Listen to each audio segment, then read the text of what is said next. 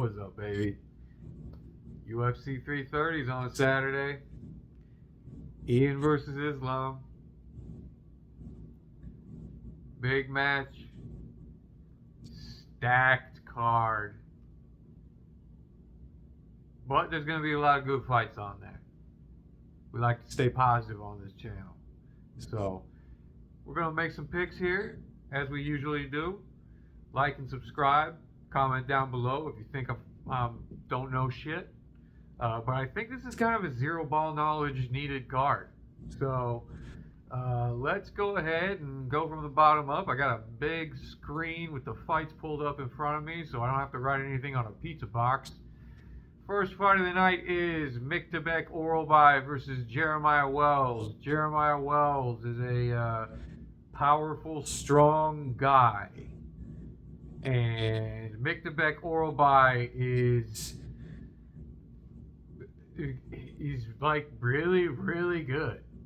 I don't know why they're having him fight Jeremiah Wells. And this isn't like a short notice replacement. I think this was always the plan. And it was going to be on the main card, but for some reason, it's the first fight of the night.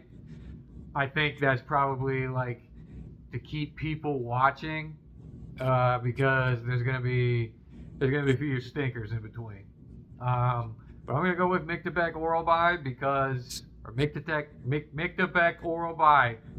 Oralbai. I'm gonna go with Miktabek Oralbai, probably by submission. I think it's gonna be like round one. He's already fought better competition. Jeremiah Wells is a step down from Chris Curtis, so I think it's going to be easy work. Next fight of the night, we got Ramiz Brahimaj versus Neil Magny. We all know Neil Magny's deal. He's just spindly, chinny to the legs, gets the sneaky wins. Ramiz Brahimaj, he's got a submission game. I guess he's KO'd some guys. I'm not really big on Ramiz Brahimaj. And there's a huge difference in strength of schedule. Neil Magny's fought like real killers, which Brahimaj has yet to be in the cage with, as far as I'm concerned. But, yeah, you notice the shift there, that was my screen. That's why the color changed.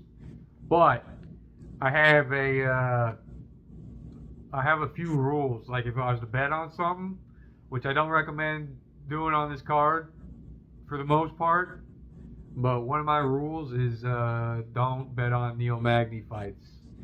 And with this one, I would rather pick against Neil Magny and be wrong than pick Neil Magny and be wrong. So I'm going to pick Ramiz Brahimaj out of the safety of my reputation. Going to go up to the next fight of the night. We got Rafael Tobias versus Lucas Fernando. This is Lucas Fernando's first fight. The only fight I've watched from Rafael Tobias is the Dr. Nurgaje fight. I haven't watched any of Lucas Fernando. I thought about lying and just repeating what I've heard people say about Lucas Fernando, but I'm not going to do that to you. I haven't watched any of his fights. But I watched one Rafael Tobias fight, and it wasn't good. He lost, and I thought he looked like shit. So I'm going to go with Lucas Fernando. I'm going to accept the mystery on this one. Maybe he knocks him out. I don't really know what Lucas Fernando does. So let's go ahead and move up on the card. That's the early prelims. We're going to move to the regular prelims. We got Vicente Luque versus Tresean Gore. This is kind of a hard one to pick. Part of it is because I've watched a few Tresean Gore fights, but I'm usually like talking to someone while they're on, and I'm usually just uh, making fun of the way his face looks. And I'm sorry, you're beautiful, Trey, or Trayshawn, but Trey, if I may call you Trey.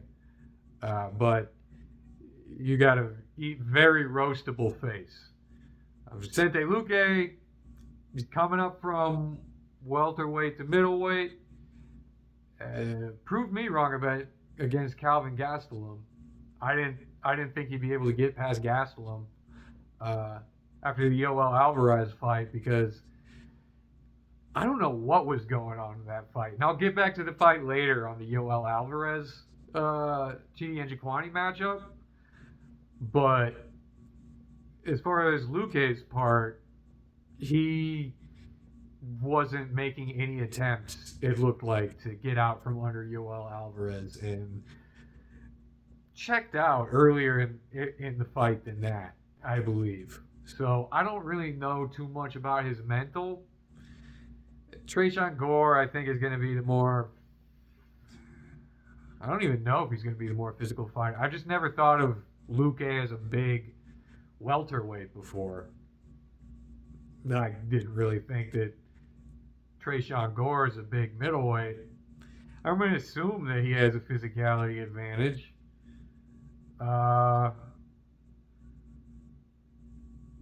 Luque's got way more experience. He's fought high. He's got a much greater schedule of strength. Trayshawn Gore, he had that win against Azamat Bakoyev. He's lost the other fights that I've watched. I don't believe in guillotines, so give me Vicente Luque by shit. Is he gonna sub him? Can he sub him? Check my Tapology username Fight Nugget before the fights come out to see what my final picks are. Right now, and I could flop on this, I'm gonna go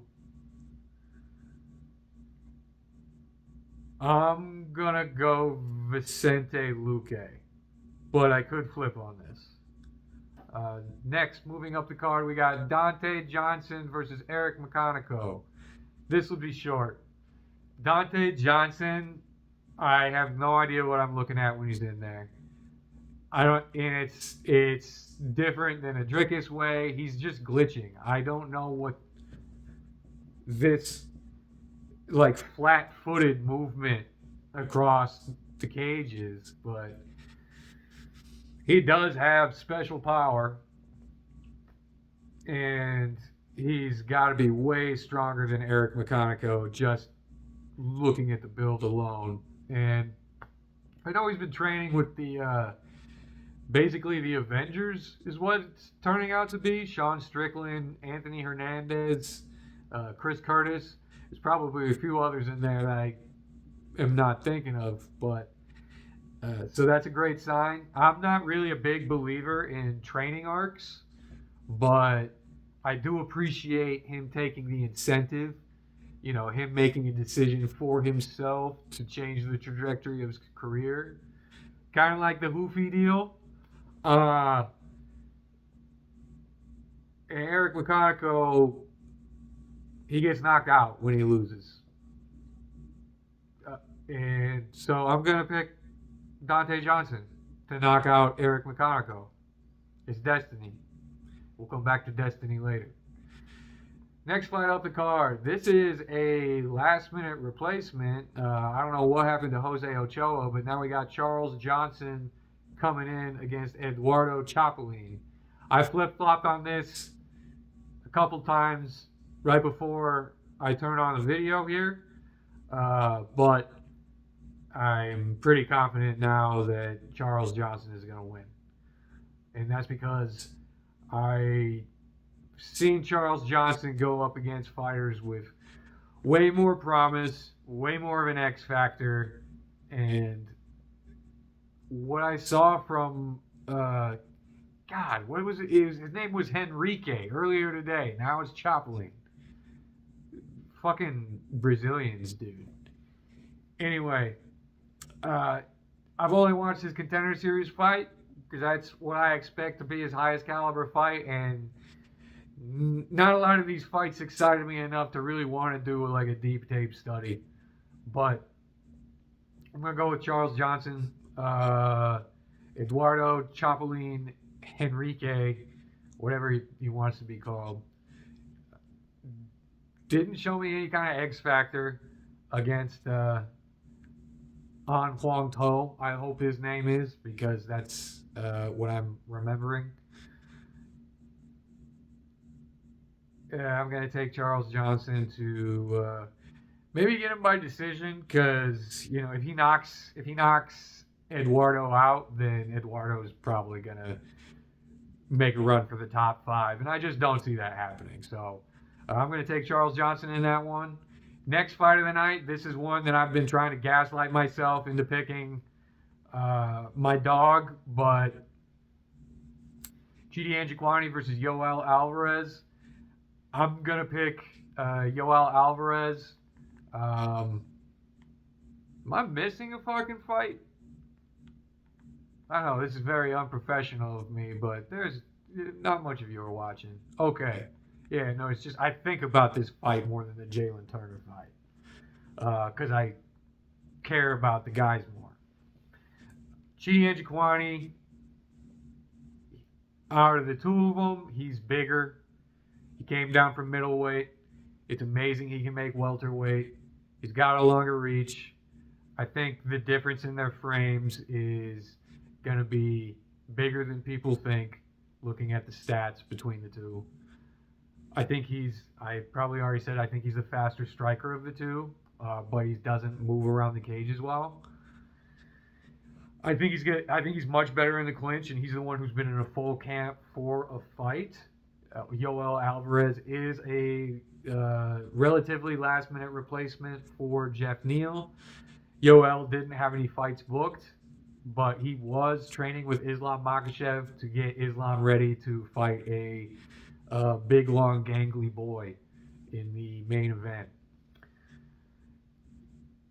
Yoel Alvarez has very creative striking, and I think some of his arsenal is not going to work on Chidi because of the size of Chidi and because of the advantages that Chidi has. I think Chidi's better in the clinch. I think his elbows and his knees are more devastating. I think he's got the faster hands and feet. It's the movement and it's the mindset with Chidi. I think Yoel Alvarez is not who we talked about him being a few years ago. I just don't, especially now up at welterweight. I think this is a really bad time. Not the worst decision for his performance, but it's a really bad time for his aspirations to go up the rankings because welterweight is so packed right now. And to touch back on the Vicente Luque fight from before, with the sub game and the idea of grappling, I don't think Yoel Alvarez really has it. I looked up, he gets 0.18 takedowns per 15 minutes. He's got like a 33% takedown accuracy. I didn't look at like how many knockdowns he usually gets, especially compared to Chidi, but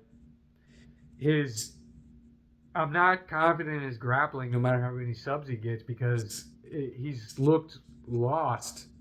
Yoel Alvarez is, he's trying to get that sub. I don't know what he was trying to do on top of Vicente Luque, is what I was trying to get at. Vicente Luque was shelled up. Yoel Alvarez had him in a triangle or something. I don't remember. I don't lay on my back and dream of jiu-jitsu. But he had control for so long, and he wasn't landing any strikes. It looked. I don't think anyone knew what was going through his head at the time. But Chidi Njokuani, I think, can psych himself out. And there is an age advantage to Yoel Alvarez. I really have been gassing myself up to pick Chidi, but I'm going to go with Yoel Alvarez because Chidi Njokuani, I feel like, gets confused when he has moments of success lately.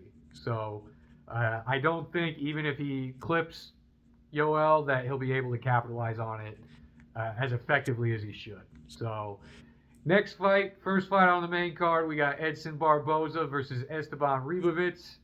I'm just going to make this short. I'm not even going to talk about Esteban Ribovic. We've all, I haven't done it. I'm just considering myself part of the greater community now. But people have been giving him his flowers, talking about what a great career, what a legend he is, both in the media and online on social media. And that just tells you that he's fucking doomed. Last time I watched him against Jalen Turner, he looked the worst. I don't know. It felt like he shouldn't be in there. Like legally, clinically. Like Darren Elkins. Just on the eye test alone, he performed better than Darren Elkins. But maybe he won't this time. So I'm betting on Father Time to get this one done against Edson Barboza. Moving up the card, we got Mansour Abdul Malik versus Dustin Stoltzfus. I watched back the fight with Yusri Belgari versus Mansour Abdul Malik, where he got his ass kicked in. It's the only one I watched back because it's the only one I had any interest in watching again because it's a fun fight. And it made me a Bob Belgarawi fan. As far as this goes, there's a lot more. The line is crazy. There's a lot more promise on Mansour Abdul Malik. I'm going to pick the guy with 3 names over the guy with 2 names. Give me Mansour Abdul Malik by, I don't know, knock him out. What's next? While I zoom it, scroll up here. I'll get it together. Jalen Turner versus Cowboy Fernandez. Jalen Turner, he's tall, he's a freak, he's got the reach advantage, but not by much. He's much taller. He's 6 inches taller. But he's got a flaky mindset. You know? The last person that he had to win against was Edson Barboza. He retired before that after he got submitted by Ignacio Bahamondes. And I don't remember who knocked him out before that.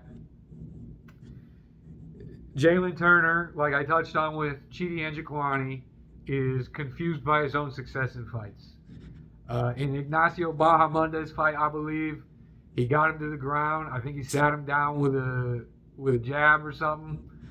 And he got on top of Ignacio Bahamondes to lay some ground and pound, and he didn't know, he'd forgotten what ground and pound is as a concept, and he leaned over on the side and hit him with these little scrappy do punches from 4 inches away.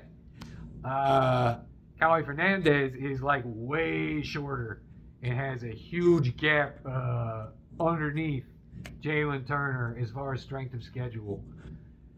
But he's not far off in reach, and even with how short he is, I just see him getting across the distance with his kicks. He kicks like a video game character. He's a kicker, which is a cool thing to be in the UFC because we don't have a whole lot of that. But I'm gonna go with I don't know if he's the underdog or not. If he is, that's good money. This is not one I'm 100% confident in because a lot of it comes down to Jalen Turner's mindset, but I think he's ends up finding himself dumb in the ring. So I'm going to go with Cowboy Fernandez to get it done by, I'm going to say knockout. Co-main event of the night, one of the 2 championship fights. We got the women's strawweight title bout between Mackenzie Dern and Jillian Robertson. We'll get to Mackenzie Dern in a minute, and I'll let you already think about the benefit or the pros that I'm not going to say. And I'll talk about Jillian Robertson, the challenger. She's been on a nice win streak. She's got more finishes by submission than I think anyone in the division. She's probably the better wrestler of the two, and she's got decent striking. So I think she'll have an easier time moving Mackenzie Dern to the ground as far as technique goes, but Mackenzie Dern is bigger. She's more muscular. I haven't seen a face-off yet. I've not seen them stand next to each other, but I'm expecting that Mackenzie Dern is going to have a visible physical advantage over Jillian Robertson. Mackenzie Dern, I think, which I think some people might be surprised by, I think Mackenzie Dern is more motivated in this fight than Jillian Robertson. Jillian Robertson is, I think, considering herself kind of the de facto challenger for the title. And I think Mackenzie Dern was confident going into the fight against Virna Jandiroba because she'd already beaten her. And I don't want to say this to say that she was overlooking Virna Jandiroba, but I think as soon as she realized that she was going to get a shot at the title, she was already thinking about if she wins, she has to fight Zhang Weili. That Zhang Weili will come back and she will have to fight Zhang Weili. And I think that's the fight that she's been preparing for. I think she's been preparing for a much higher caliber opponent than Jillian Robertson thinks she's been preparing for. Mackenzie Dern has the heavier hands. She's a more consequential striker. Jillian Robertson has good jiu-jitsu and I think can wrestle Mackenzie Dern down if she wants to, but I think there's a big gap between them in the jiu-jitsu. Mackenzie Dern is the way more decorated jiu-jitsu player. I think I know she doesn't always throw up subs. She's kind of getting more of her business done on the feet in the last few fights, but I still think if Jillian tries to play the jiu-jitsu game with Mackenzie Dern, she's going to find herself out of her depth. And I think Mackenzie Dern outclasses her almost everywhere.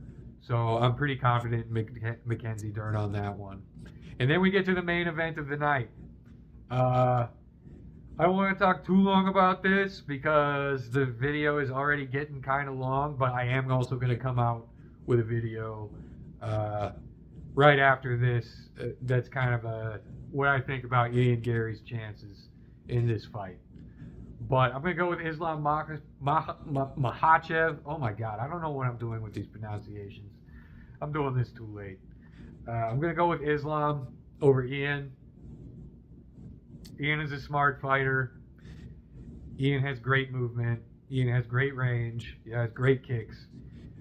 He's a kicker, and that's, like I said earlier, that with Cowboy Fernandez, that's really cool in the UFC. I haven't looked it up yet. I wanted to before I start making this video, but I just thought I had to get it done. I wanted to see who has more KOs in the UFC between Islam and Ian, because I wouldn't be surprised if it's close. And I wouldn't be shocked if maybe Islam has more. Ian Gary, he regards himself very highly and he is very well rounded, but he has his striking and his kicking and his movement is far better than his clinch game, his ability on the fence, his game on the ground, his submission defense and offense. I'm going to get into his mindset in my video that I'm going to come out with at the same time as this one. But I believe he knows he can't win this fight. And Islam, I'm gonna just keep it short because we kind of don't. You know what I know about Islam, but I'm going to tell you what I think about Islam, which is when he submitted Charles Oliveira, and I saw his his back muscles as he was doing the last thing I expected. So much easier than I think anyone anticipated. To Charles Oliveira. It terrified me into ever picking against him. And I didn't have my channel at the time. And I respect Jack Della Maddalena. But in the JDM fight, I predicted Islam winning and it not even being close. Now, I thought he was going to get the sub, and I actually think that he's going to get the sub in this fight. I also think this fight's not going to be close. I'm just going to be honest with you. I'm not going to give too detailed a breakdown about the actual X's and O's here, but I don't see much of a finishing threat from Ian. Islam is, I think, the physically stronger fighter. He does have the higher strength of schedule, no matter what Ian thinks. Ian's last win was Bilal. Islam beat the guy who beat Bilal. Carlos Prates is a great win. It's better than Renato Moicano. He lost to Shavkat, and he's got to stop bragging about that. Dustin Poirier. Was it Jeff Neal before that, or Neil Magny? And then you got Volkanovski, Charles Oliveira. Come on. You know? I'm taking Islam Makhachev in that one. I'm going to go submission. We'll say like round 3. We'll go back top down for the recap. I got Islam beating Ian Gary. Here we go. Mackenzie Dern beating Jillian Robertson. I got Cowboy Fernandez beating Jalen Turner. I got Mansour Abdul Malik beating Dustin Stoltzfus. I got Esteban Ribovitz beating Edson Barboza. I got Yoel Alvarez beating Chidi Njokuani. Check the Tapology. I might flip-flop on that. I've got Charles Johnson over Eduardo Chapelin Henrique. I've got Dante Johnson over Eric McConico. I've got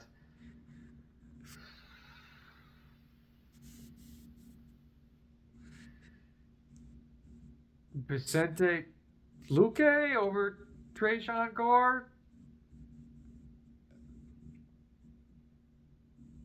Tresean Gore over Vicente Luque. Fernando over Tobias. Brahim Maj over Magny. And Oral By over Jeremiah Wells. Let me know what you think of the picks. If you thought I should have said more about something.